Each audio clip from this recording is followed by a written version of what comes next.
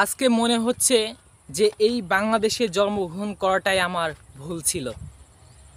না পেয়েছি আমার অধিকার, না পেয়েছি স্বাধীনতার অধিকার, না পেয়েছি মেধার মূল্য, না পেয়েছি যোগ্যতার মূল্য। আমার বাবা আমাকে পরিশ্রম করে পড়াশোনা করাচ্ছে। আমার বাবা কৃষিকাজ করে শরীর থেকে ঘাম ঝরিয়ে, আমার বাবা রিক্সা চালিয়ে, আমার বাবা শ্রম দিয়ে অটো মেলে কারখানায় পরিশ্রম করে শরীর থেকে ঘাম ঝরিয়ে রক্ত ঝরিয়ে যে অর্থ নিয়ে আসে আমাদের ভাই বোনদেরকে পড়াশোনা করেছে। আজকে ওই ভাই বোনরা পড়াশোনা শেষ করে আসলে যোগ্যতা মেধার মূল্যায়ন করা হচ্ছে না। কিন্তু কেন? আমরা কি স্বাধীন দেশে বসবাস করি না? কিন্তু আমরা দেশ স্বাধীন করতে পেরেছি, কিন্তু কিছু মানুষকে আমরা স্বাধীন করতে পারি নাই। আজকে আমাদের এই বাংলাদেশে মেধার যোগ্যতা নেই কোনো যোগ্যতা, নেই কোনো যোগ্যতার মূল্য, নেই কোনো মেধার মূল্য।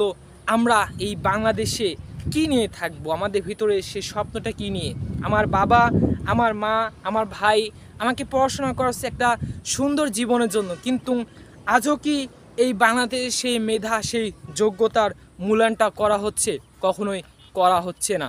ঢাকা বিশ্ববিদ্যালয় থেকে একজন পড়াশোনা শেষ করে সে ছেলেটা ভাবে, বয়সটা কোথায় শেষ করলাম, যদি প্রবাস চলে যেতে পারতাম কতই না ভালো হতো।